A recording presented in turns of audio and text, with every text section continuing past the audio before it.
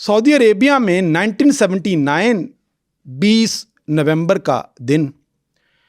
اور اسلامی کیلنڈر کے مطابق یکم محرم الحرام کا دن تھا، اور اسلامی کیلنڈر کے مطابق نئی صدی کا سورج طلوع ہونے والا تھا۔ مطلب 15ویں صدی اسلام کی پہلا دن، جیسے ہم نے 2022 کا آغاز ہوا تو پہلا دن جیسے 2022 کا تھا یکم جنوری، اسی طرح سے بہت سارے جو اسلامی ممالک سے لوگ آئے ہوئے تھے کہ وہ رات ہم صحن کعبہ میں گزاریں، جو کہ آخری رات ہے اسلامی صدی کی، اور اس سے پہلے 20 دن پہلے حج جو ہے وہ ذی الحج آخری مہینہ ہے اسلامی کیلنڈر کا، تو لوگوں نے ملینز آف پیپل جو ہیں مسلمان انڈونیشیا سے، موراکو سے، پاکستان، دنیا بھر سے خانہ کعبہ آتے ہیں، حج کرتے ہیں اور واپس لوٹ چکے تھے۔ اچھا، اب لوٹ چکنے کے بعد جب اتنی بڑی تعداد میں لوگ آتے ہیں تو اس کے بعد پھر صفائی ستھرائی کا کام ہوتا ہے، تو وہاں پہ خانہ کعبہ کی صفائی ستھرائی بھی ساتھ چل رہی تھی یکم محرم کو، اور توسیع کا کام بھی جاری تھا۔ توسیع کا مطلب کنسٹرکشن کا کام بھی جاری تھا، اور بہت ساری صحن کعبہ کے نیچے ٹنلز وغیرہ بھی بن رہی تھیں اور ان ٹنلز کو بنانے کے جو کمپنیز کو دیکھ رہی تھی توسیع کے کام کو، وہ بن لادن کمپنی تھی۔ بن لادن کمپنی وہ جو اسامہ بن لادن کے فادر نے بنائی تھی، اور اسامہ بن لادن کا بھائی اس وقت اس کمپنی کو چلا رہا تھا۔ تو بن لادن کمپنی وہ تھی جس نے خانہ کعبہ کی توسیع کا جو پروجیکٹ تھا بن لادن کمپنی کے پاس تھا، اور یہ ورلڈ ریناؤنڈ کنسٹرکشن کمپنیز کے اندر اس کا شمار ہوتا تھا۔ ٹھیک ہے، اب آپ یہ سمجھیں کہ رات کے کوئی 4 بجے کا ٹائم ہے، صبح کے 4 بج چکے ہیں اور پوہ پھوٹ رہی ہے، صبح سحر کا آغاز ہونے والا ہے، اور صحن کعبہ میں کوئی 50,000 کے قریب لوگ موجود ہیں، ٹولیوں کی شکل میں، کوئی گدے بچھا کے بیٹھے ہوئے ہیں، کوئی اپنی فیملیز کو لا کے وہاں پہ، اور کچھ تابوت بھی وہاں پہ پڑے ہوتے تھے ان رشتہ داروں کی مرحوم ہیں جو جا چکے ہیں دنیا سے، ان کے جنازے کے لیے کہ امام کعبہ آئیں گے تو یہیں پہ ان کا جنازہ پڑھا جائے گا اور ان کو بعد میں جنت البقیع میں ہم دفن کر دیں گے۔ تو اس کو سعادت سمجھتے تھے کہ ہمارے جو رشتہ دار ہیں ان کا جنازہ امام کعبہ نے پڑھایا ہے۔ تو یہ ماحول تھا۔ امام کعبہ بھی وضو کرتے ہیں، وضو کر کے جبہ انہوں نے پہن رکھا ہوتا ہے، اور اللہ اکبر کی صدائیں بلند کرتے ہوئے وہ جائے نماز کی طرف بڑھ رہے ہوتے ہیں، اور 50,000 کے قریب کا مجمع ہے جو صحن کعبہ میں دو زانو ہو کے بیٹھا ہوا ہے اور انتظار کر رہا ہے کہ جب جماعت کھڑی ہوگی ہم نماز پڑھیں گے۔ اللہ اکبر کی صدائیں بلند ہوتی ہیں، تکبیر ہوتی ہے، نماز ہوتی ہے، سلام پھیر دیا جاتا ہے، اور امام کعبہ آخر میں دعا جو ہے وہ کرواتے ہیں، اور جب دعا ختم ہوتی ہے تو صحن کعبہ میں اچانک سے گولیوں کی تھر تھراہٹ پیدا ہوتی ہے۔ اندر کبوتر جو کہیں چھپے پڑے تھے گنبدوں کے اندر وہ پھڑ پھڑا کے اڑ جاتے ہیں، کیونکہ اس سے پہلے تاریخ کسی کو یاد نہیں تھا کب ایسا واقعہ ہوا ہوگا کہ صحن کعبہ میں بھی کسی نے گولی چلائی ہوگی۔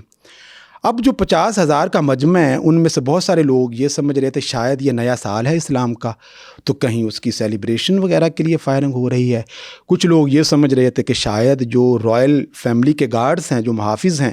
انہوں نے یہ فائرنگ کی ہے، کوئی چھوٹا موٹا واقعہ ہو گیا ہوگا۔ تو سارے کے سارے عالم تحیر میں ان کی سب کی نظریں سوال کر رہی تھیں کہ یہ ہوا کیا ہے، یہ آواز آئی کہاں سے ہے۔ تو امام کعبہ بھی جو ہیں وہ بہت پریشان ہو کے گرد و نواح میں دیکھ رہے ہوتے ہیں کہ اچانک سے ان کو حتیم کے اندر سے ایک شخص آتا ہوا دکھائی دیتا ہے، اور اس شخص کے ساتھ 2 محافظ ہوتے ہیں جن کے پاس اسلحہ ہوتا ہے۔ وہ شخص نے سر پہ ٹوپی نہیں پہن رکھی ہوتی، کندھوں تک ان کے بال ہوتے ہیں، داڑھی ہوتی ہے، اور دبلا پتلا سا نوجوان ہوتا ہے، 43 سال اس کی عمر ہوتی ہے، اور وہ گارڈز کے وہ چیرتا ہوا مجمع کو امام کعبہ کی طرف بڑھ رہا ہوتا ہے، اور امام کعبہ کے جب قریب آتا ہے تو امام کعبہ اس کو پہچان لیتے ہیں کہ یہ وہ شخص ہے جس کو کچھ عرصہ پہلے اسلامی لیکچرز کے اندر ان کے لیکچر سننے آتا ہوتا تھا، اور اس کا نام تھا جہیمن العتیبی۔ جہیمن العتیبی جو ہے وہ نجد کا جو ممتاز گھرانے سے اس کا تعلق تھا۔ اس کے جو دادا ابو تھے وہ عبدالعزیز ابن سعود جو کہ پائنیئر بانی تھے سعودی عربیہ کے، ان کے بڑے اچھے دوست تھے، اور ان دونوں نے مل کر بہت ساری جنگیں بھی لڑی ہوئی تھیں، اور یہ بیسیکلی بدو کمیونٹی سے، قبیلے سے ان کا تعلق تھا۔ اور آپ کو پتہ ہے جو ٹرائبل بدو قبیلہ ہے وہ بہت زیادہ لائلسٹ बड़ा रिजिड अपनी रवायात को लेके, अपनी अक़दार को लेके वो लोग बहुत ज़्यादा सेंसिटिव होते हैं। उसको ये लगता है कि जो कुछ सऊदी अरेबिया में हो रहा है ऑयल की डिस्कवरी के बाद, और धड़ाधड़ पैसा जो सऊदी अरेबिया में आ रहा है, तो पैसे के नतीजे में जो सऊदी अरेबिया के बादशाह है ना, वो इस्लाम की रूह का सौदा कर रहे हैं, वो इस्लाम की रूह के सौदागर बन गए हैं। लिहाजा वो उन वैल्यूज़ को सऊदी अरेबिया के अंदर प्रमोट कर रहे हैं, और वो वैल्यूज़ यहाँ पे पनपना शुरू हो गई हैं जिसका इस्लाम की रवायात से या इस्लाम के अहकामात से या इस्लाम की तालीमात से कोई ताल्लुक़ नहीं है। लिहाजा बहुत ज़रूरी है कि हमें ये जो किंगडम है इसको चैलेंज करना पड़ेगा, इसके ख़िलाफ़ हमें बगावत करनी पड़ेगी, और उस बगावत का जो आगाज़ है वो सहने काबा से होना चाहिए, ताकि पूरी दुनिया तक ये पैगाम पहुंच जाए। जब यहाँ पे ये वाक़या होगा कि ये जो कुछ भी सऊदी अरेबिया में हो रहा है, हमने पिछले पॉडकास्ट में शाह फैसल के टेन्योर को थोड़ा सा डिस्कस किया था। 64 से लेकर प्रॉबली 75 तक का जो टेन्योर था वो शाह फैसल का दौर था। उन्होंने बहुत सारी रिफॉर्म्स करवाई थी सऊदी अरेबिया के अंदर। जहाँ इकोनॉमिक रिफॉर्म्स थी, वहाँ पे टेलीविज़न की उन्होंने इजाज़त दे दी, ख़वातीन को एजुकेशन की इजाज़त दे दी, पब्लिक प्लेसेस पे मखलूत पार्टिसिपेशन जो थी उसकी इजाज़त दे दी। तो टेलीविज़न में जब ख़वातीन अनाउंसर्स या प्रेजेंटर्स नज़र आती थीं, तो ये वो चीज़ें थीं जो एक ख़ास गिरोह को सऊदी अरेबिया के अंदर बहुत उनकी तबाह नाज़ा पे गरां गुज़रती थी, नागवार गुज़रती थी, और वो अंदर ही अंदर कुढ़ते थे कि ये जो कुछ हो रहा है ये हमारी रवायात के ख़िलाफ़ है, यार इसको बदलना चाहिए, इसको ख़त्म होना चाहिए। लिहाजा ये जो जुहैमन अल उतैबी है, ये एक ऐसे ही ग्रोह को लीड कर रहा होता है, बड़ा पढ़ा लिखा शख्स होता है, जगह जगह पे इन्होंने इस्लामी स्कॉलर्स के लेक्चर्स इसने लिए हुए होते हैं, और अपना बरादर निस्बती जिसका नाम अब्दुल्ला बिन अल-हतानी था, उसकी शबी जो है ना वो इमाम मेहदी की शबी से मिलती जुलती होती है। इमाम मेहदी मुख्तलिफ़ हदीस में ना उनका नक्शा खींचा गया है कि इमाम मेहदी ऐसे होंगी, यहाँ पे उनके निशान है या उनका कद खाट इस तरह का है, और वो काबे से उनका ज़हूर होगा, और फिर दुनिया पूरी में इस्लाम जो है वो गालिब हो जाएगा। और जो अल उतैबी था उसने अपने बरादर निस्बती को, अपने बरादर लॉ को जो है वो इमाम मेहदी बना दिया कि ये इमाम मेहदी हैं। और जब नमाज हो गई, उन्होंने लाउड स्पीकर छीना, और इमाम काबा ने जब उतैबी से अपना लाउड स्पीकर वापस लेने की कोशिश की तो वो मुहाफिज़ एक खंजर लेता है और इमाम की तरफ बढ़ते हैं, तो पूरे काबे के अंदर खौफ व हरास की चीखें जो हैं वो निकलती हैं। बहुत सारे लोग अपनी जूतियाँ लेके, सामान लेके दरवाज़ों की तरफ भागने लगते हैं। तो फ़ौरन से माइक पकड़ता है उतैबी और ऐलान करना शुरू कर देता है कि भाई इमाम मेहदी तशरीफ़ ला चुके हैं। ये जितने भी गार्ड्स हैं उनको वो इंस्ट्रक्शंस देता है। कोई 7 बड़े मीनार थे उस वक़्त जो सहने काबा में मस्जिदुल हराम के थे, उन तमाम काबे के ऊपर जो गुंबद बने हुए थे, उनकी जो पालकियाँ थीं,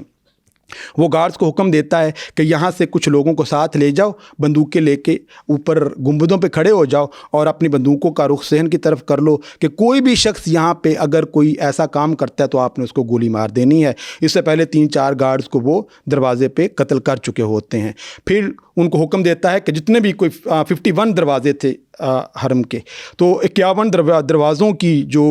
वो कहता जंजीरों से उनको आप बांध दो। तमाम के तमाम जो दरवाज़े हैं उनको बांध दिया जाता है, और खाना काबा के अंदर आने का और खाना काबा से बाहर जाने के जो रास्ते हैं वो बंद हो जाते हैं। और उसके बाद जो पब्लिक होती है, गोलियों की आवाज़ें आती हैं, जो भी मज़ाहमत करने की कोशिश करता है उसको गोली मार दी जाती है। और अगली सुबह जब होती है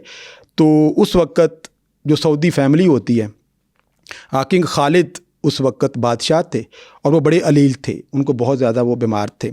और उस वक़्त जो क्राउन प्रिंस होते हैं वो उस वक़्त मौजूद थे ट्यूनिस के अंदर। वहाँ पे अरब समिट हो रहा होता है 1979 का। तो उसके बाद क्योंकि इजिप्ट में अरब जो लीग थी उसका हेडक्वार्टर था, लेकिन क्योंकि इजिप्ट ने इज़राइल को तस्लीम कर लिया था तो उनको